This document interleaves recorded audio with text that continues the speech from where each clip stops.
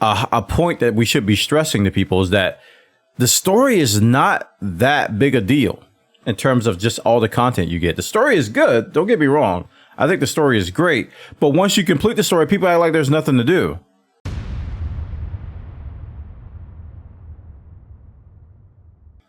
All right, we're going to go and react to Andy for a little bit because people are still coming in.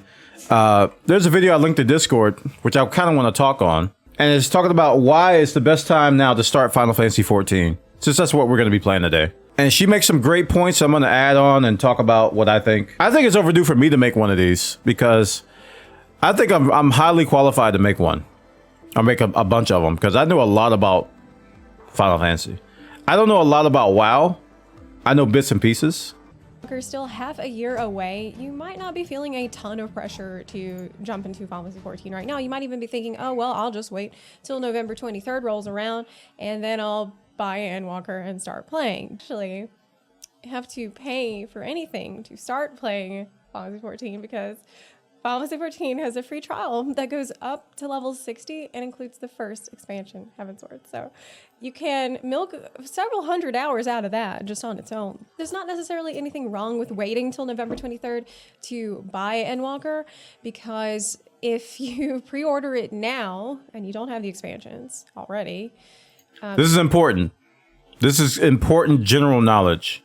If you pre-order Endwalker, which includes Shadowbringers, you won't be able to access Stormblood or Shadowbringers content until Endwalker releases. That's very important. So if you pre-order Endwalker and you don't have Shadowbringers and you're like, oh, Endwalker includes Shadowbringers, I'm good. You can't play Shadowbringers until Endwalker comes out. It's really stupid. I don't know why they do it. I don't get it. But it's a very stupid thing that Square Enix is doing. But if you do that, it happened last time with Shadowbringers. A lot of people, they couldn't play Stormblood because they bought like the entire, they pre-ordered Endwalker, which included Stormblood at the time. I mean, they pre-ordered Shadowbringers, which included Stormblood, and they couldn't play Stormblood until Shadowbringers came out. Yes. So you really should get the complete edition if you want to play today. Don't pre-order Endwalker. Don't do it. If you want to play today, you want to play everything until leading up to Endwalker, you should get the complete edition. That's why I keep telling people, get the complete edition, get the complete edition, get the complete edition. Bundled together. So if you want to play the expansions now, you need to buy Shadowbringers now. That includes Stormblood and then Endwalker when it comes out, or pre-order Endwalker. But like I said, the free trial includes Heavensward, and you can get a lot of mileage out of that without paying anything at all. Financial considerations aside, there are some real practical reasons why you would want to play Final Fantasy XIV all the way up through Shadowbringers before Endwalker comes out. All right, and while we got her up here, I want to make another point. I probably should say this for another video, but I can say it here and in the video. A lot of people think, because so many fans out there stress how good the story is about Final Fantasy and how it's so heavily weighted on the story, a lot of people don't realize how much there is to do outside of that. Because if you think about it, when an expansion comes out, you're done with the story in like less than a couple days. And some people do it in a day. You're done with it, right? And all the other months you're playing, you're not doing the story. You're doing all the other crap you got to do. So I think this video kind of touches on that, but I think that should be that should be a point that we should be stressing to people, is that the story is not that big a deal in terms of just all the content you get. The story is good. Don't get me wrong. I think the story is great. But once you complete the story, people act like there's nothing to do. This game is crazy. It's got so much crap. The reason is because leveling to 80 and getting through all of the story on your first character can take easily 200 or 300 hours of playtime. That's total. That's if you start from scratch. Now, that might sound overwhelming at first, but please understand that these are 200 hours that are meant to be enjoyed and relished, and that you get to do only once. It's really enjoyable. Like, I wish I could go back. You only do it all once again for the first time, but I mean, unless you start out really enjoy like it, what I'm doing in Zodiac. It's designed to be played, which is as a Final Fantasy game. You know, smelling the roses along the way. Yeah, it's going to take. And yeah, if you, like I said, if you skip the cutscenes, you're doing it in a day or two. Exactly. You could do it a lot faster if you skip the cutscenes, which I have no problem with people skipping cutscenes. There's a lot of fans out there. Listen, don't let the rabid, like, hyper fans think that all Final Fantasy fans are like that, because I have no problem with people skipping cutscenes. I have no problem with people boosting, actually. If they want to boost, go ahead and boost. You just got to deal with all the crap you don't know.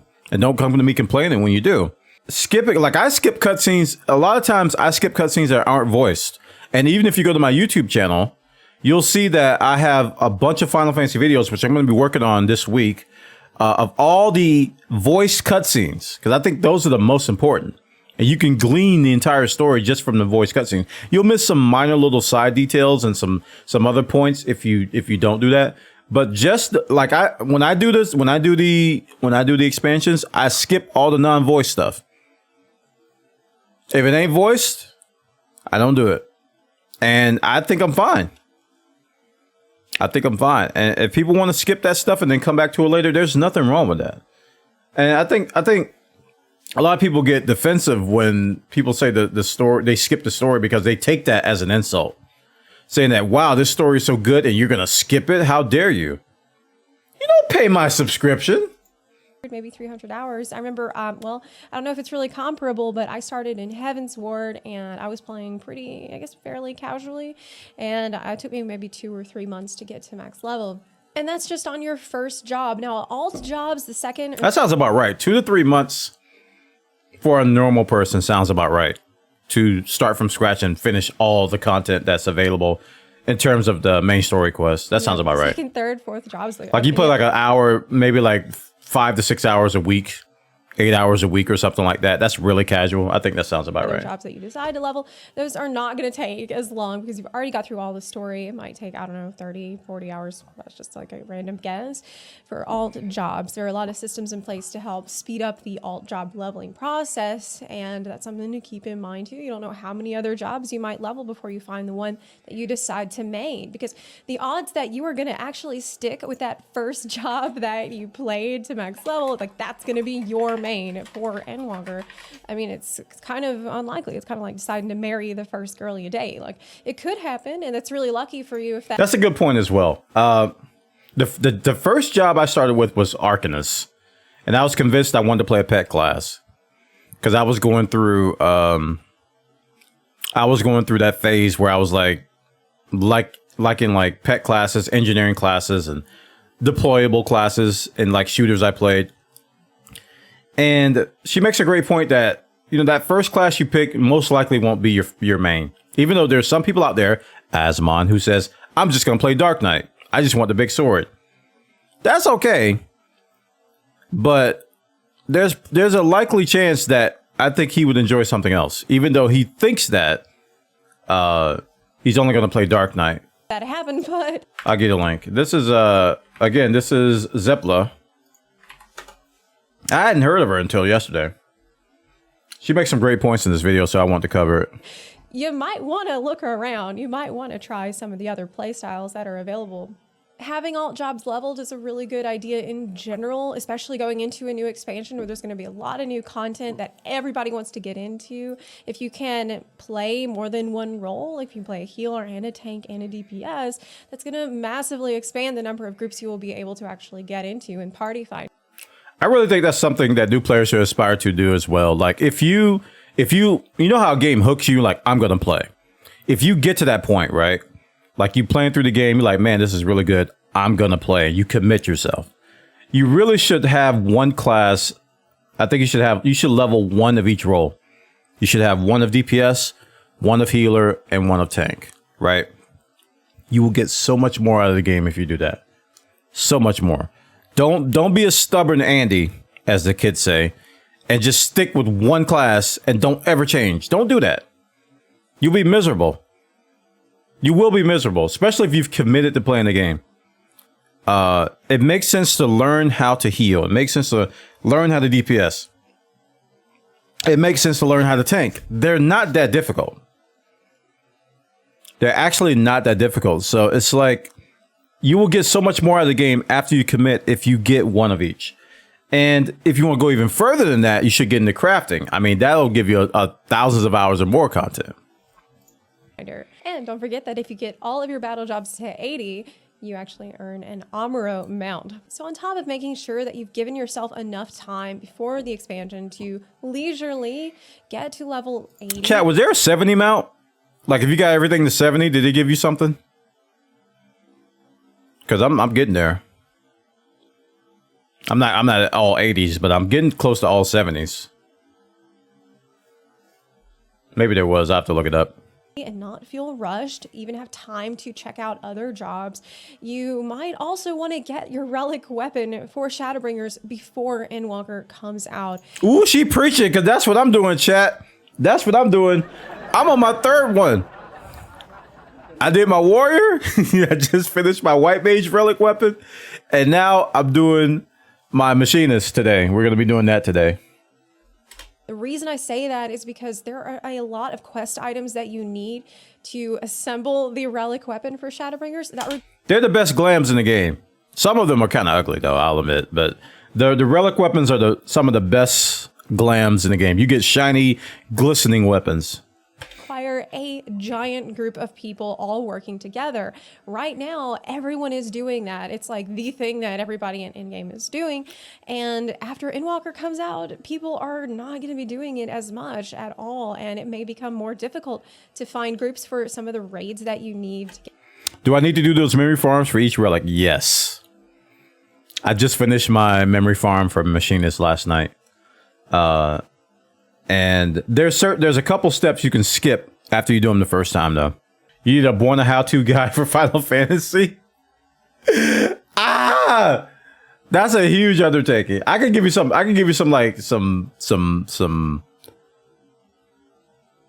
lightning advice, like some little shots of advice here and there. But it's so much. It's so much. It's a big undertaking. It's a good idea. That's a good idea for a video. But that's going to take like an entire weekend and then some to make, which I'll be willing to do. Maybe a beginner's tip sheet. Yeah, that's a good idea. Items. Or like a flowchart. Difficult to get enough people. Do you like stories? No. Do this. Do you like this? No. Do this. Do you like this? Yes. Do a little flowchart. Into the Bajan Southern Front or Zadnor for all the critical engagements, all the skirmishes that require so many people working together to get these relic weapon quest items. So yeah, it might end up being a situation sort of like how Eureka is now, where yes, there are certainly some people. Oh, I just saw the comment. Thank you, Southern Slayer. Thinking of working on Machinist after I'm doing my Paladin. The Paladin looks good, man.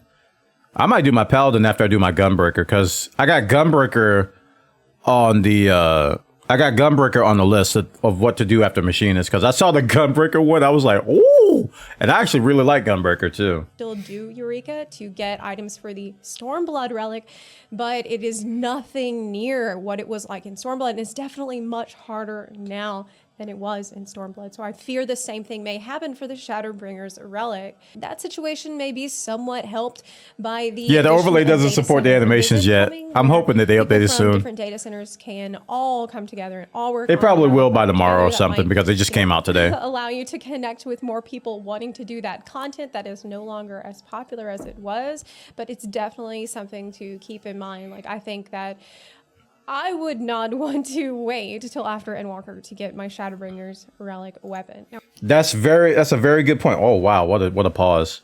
It's like she's about to sneeze. That's a great point. This is what's motivating me, because everybody, when I talk about everybody that does like in-game stuff, and if they're not doing Savage Raids or Party Finder ultimates and stuff, they're farming relics. And it's so easy now to find groups for Delubrum, for Zadnor, for I forgot the level 70 raid or level 70 dungeon that you need to grind, for Anti-Tower, for Circus Tower. The Fate areas generally have at least a few people. Like, I'm in there like 3-4 in the morning sometimes, and there's still people out there doing Fates. So all the steps you need to do, the Alexander raids for the first time, the 24 mans, all the other 24 mans you have to do it for the first time. All of those queues are popping in less than 5 minutes.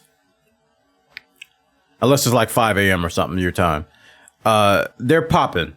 Everybody's doing it. This is the time to do the relic quests, Because if you do it later, like she says, when Endwalker comes around, ain't nobody going to be doing it because everybody's going to be doing Endwalker content. It's pretty much going to dry up until everybody like gets to a point where they finish the Endwalker content. It might take a while because some people are going to be level up their crafters too, doing all their crafting and stuff, and all the other side content they're going to be adding, and all the other glams that are out there and farm. There's going to be months and months of content that people are going to be getting to before I think a lot of people are going to be comfortable with going back to the relics. So if you have a favorite class that you want to get a relic on, you need to start on it. Like now, people are doing it. Now, why would you want the Shadowbringers relic weapon? Pretty much it's just for glamour. I mean, after Shadowbringers, it is not going to be relevant anymore, but they look really nice. And that's the one I just got. You know what? I actually kind of prefer the fire one over this one, even though I like the twisty lights and the butterflies at the end. But the fire one, the fire staff that was the step before this one, I think actually looks kind of better. And the good news is that I think I can go in for a small amount of gil. I can go purchase like a copy of it and use it as glam. But this one, it looks really nice. If I didn't see the fire one, I would like this one. This one, it's got the butterflies flapping and everything. It looks really nice. Anymore, but they look really nice. There it is. That's the first one I got right there. What? That what I'm talking about. I was so happy with that. I was like, oh, what an axe. And my axe. What an axe. Let me ask you something. And I mean, now's Look at that, dude. I want that one too. Sheesh. Time it's going to be the Okay. Yoshi P, we need to talk. We need to talk, Yoshi P. The other ones, you know, they were pretty good. They were great to very great to awesome. And then we have this abomination, which looks like a middle school fever dream.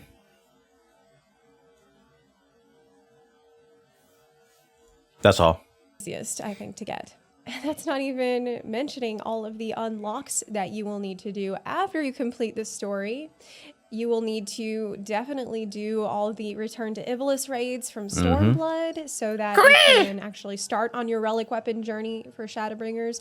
You will need to unlock all the dungeons for all of your roulettes, all the normal raids, and all of their associated stories from every expansion. Like, you've got a lot of... Her point is that there's a lot of stuff. And I agree. To do. And HK, what's up? You don't want to feel rushed going through all that. And I can tell you that there is a huge wave of new players right now coming to the game. Like, I mean, I run the Discord server and YouTube and everything. I have access to all these analytics, and rest assured that we are experiencing a massive tsunami of new players coming. Let me tell you about the sprouts, chat. I have never in all of my days in Final Fantasy XIV seen sprouts everywhere. Everywhere. Oh. There are so many new players right now. It is insane. It warms my heart a little bit. I'm just like, wow, look at all these new people. I want to get my mentor tag now. Like I'm spamming white mage in my dungeons and stuff so I can get commendations, you know. I need to get the 1500 commendations so I can get mentor. I want to help these new sprouts now. Like Brussels sprouts? No. Yes. The garden is getting bigger. Coming to the game, and so because of that, it's an excellent time to jump in because you are not going to be hurting for people queuing for low-level content, low-level dungeons, and all that kind of stuff that you will need. That's a good point there too as well. Final Fantasy has great systems in place to encourage veteran players like myself and you guys who've been playing a while to go back and do like older dungeons. Like the relic quests are a perfect example of that. They make you go back and do fates. And generally people don't like to do fates because there's nobody doing them. But when people are doing relic quests that tell you have to do these fates so many times, there's suddenly people doing them. To go back and do the older raids, to go back and do the other, dungeons to do these level dungeons of 60 and 70 dungeons. So suddenly there's a lot of people doing that. And there's even some steps in the Relic quest that tell you to do leveling roulettes. And leveling roulettes take you through all the dungeons, like all over the place. And they look for, the algorithm looks for pockets of leveling, like levels where there's not a lot of people doing dungeons. And they'll throw you in that in the roulette. So the roulettes are a daily that we can do to get a XP bonus. And it's my primary way of leveling alts. Like people talk about Heaven on High and Palace of the Dead, the deep dungeon stuff. I don't do those anymore. All I do is spam dungeons. I spam dungeons. That's pretty much all I do. And it became easier, like when you spam dungeons as a DPS, you have a little bit longer queue. When I started crafting, I was able to fill those gaps, and I was crafting in between our queues. So, I mean, dungeon XP is, to me, still king. Dungeon XP is really good, coupled with the challenge log, coupled with like Wondrous Tales and I don't know, other things that can give you bonus XP. Your food, your FC buff, the earring, the Shadowbringers pre-order earring, which really helps. Your level 15 rings that you get from Hall of the Novice. All those little XP bonuses, man, you be getting like 200 some percent XP. And if you're on the preferred server, it gets even better than that, you know? Need to do as you're moving through the story. Keep in mind also that the story that has been going on since 1.0, the Hydaelyn Zodiarch story arc, will be coming to its conclusion with the 6.0 patch. And from 6.1 and onward, it will be a whole new story arc that's going to last us for years and years to come. So like this is an I don't think I'm ever going to forget this, man. Dalamud was like the bestest thing ever done in video games ever, man. That whole... I always tell myself I wish I was there for that, to just watch Dalamud turn from a little red speck in the sky to this giant moon. And then on the very last day of 1.0, boom, this cutscene hits and freaking Bahamut comes out and burns the whole world. Incredible time to not only catch up on all the... Can you imagine if that was like a movie? Like an anime, like Sword Art Online, like an anime, the Final Fantasy art online? It is the last days. Dalamud approaches. That's going to lead up to this like epic big finale in 6.0, but you'll also get to be there for the very beginning of the new story arc that will lead us onward for many, many years to come. A big reason why you might want to, you know, have your character fully ready, fully prepared when Endwalker comes is because it will allow you to be a part of that fresh expansion hype. I cannot stress how important that is. There is no other feeling in video games than being in day one of a new MMO expansion. And I'm going to even qualify it even further. To be in a new MMO expansion where you don't know what's coming. Because in WoW, they always know what's coming. They have these PTR servers and test servers where they go through all the content before it even comes out. So it's pretty much all spoiled. So I don't understand how people get hyped over a WoW release. It's like you already know what's coming. With Endwalker, with Shadowbringers, with all these things, you have no idea where the story's going. You just know what classes are there. You have very vague notions of what's in there. And if Frontier can take a note from Final Fantasy, they would be much more successful because Frontier tries to keep that kind of secretive thing with Elite Dangerous. They try to keep that little secretive thing like, hey, something's coming, ooh. But it kind of backfires on them all the time. Frontier, I mean, Square Enix does it perfectly. There's so much hype. And when you are there with all these other people experiencing something for the first time, like, I can't stress enough, you go into the dungeon, one of the new dungeons or one of the new raids, and nobody knows the fight. Literally nobody knows it. You might have one in person here like, oh yeah, we wiped on this last time. Literally nobody knows the fight. So you all learn. It's a really special magical thing that you don't get anywhere else in gaming. Trust me. When you got hundreds and hundreds and hundreds of thousands of people experiencing something together, and I can't stress together, that together too much, some other word. When you got hundreds of thousands of people experiencing all that stuff together is something special, man. I can't really describe it. That's why people are, when they get it for the first time and they experience that, that's why you see people clamoring, I got to get ready for Endwalker. I got to be ready day one. I got to get all the prerequisites done because, oh man, that day one feeling is amazing. It is absolutely amazing. I still remember Shadowbringers. I still remember Stormblood. I wasn't there for Heavensward day one. I was taking a break from the game at the time. I wasn't there for Heavensward. But Stormblood and Shadowbringers, I was there. And it was incredible. Now, Realm Reborn launch was horrible.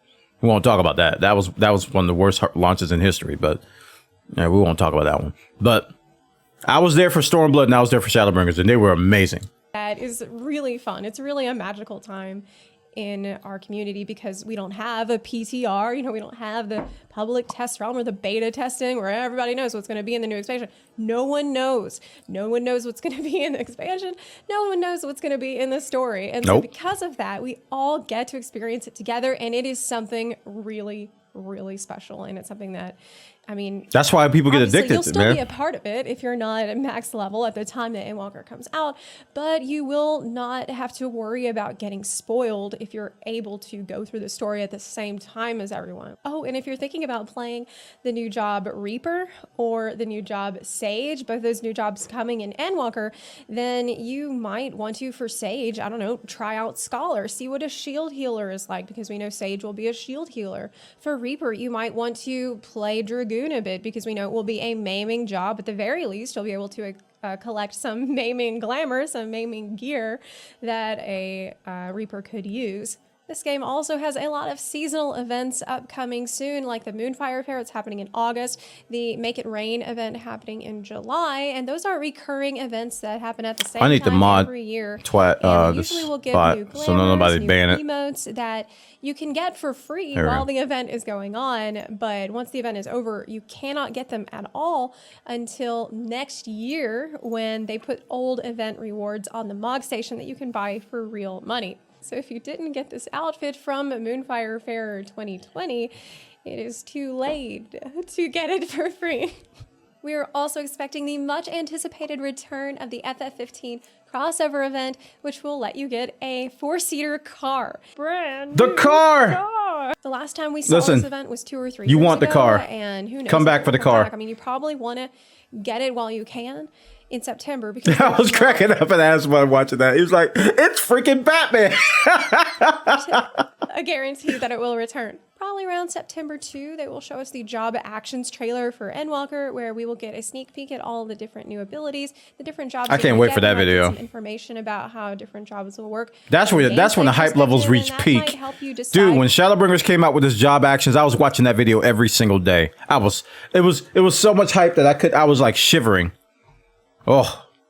What job you want to main. If you just feel like waiting it out a little longer, that's perfectly fine. So are you a new player? Are you still in the free trial? Are you considering whether or not to buy Endwalker now or buy Shadowbringers right now? Or are you a max level player and you're already good to go? You're all ready for Endwalker. You have your main job chosen, and at max level, you are like fully decked out with gear. You got your relic, and all you're doing is just waiting, chilling till Endwalker comes out. Let me know in the comment section and down below. And if you like this video, please consider supporting the channel on Patreon or on Twitch. You can also support the channel for free by clicking the subscribe button or by sharing this video with your fellow Warriors of Light. Thank you so much for watching, and I'll see you next time. Bye. Yeah. So that's a great video. Great video. I should subscribe. I'm gonna subscribe to her channel. I'll check out their other stuff. And because I didn't know she existed till yesterday.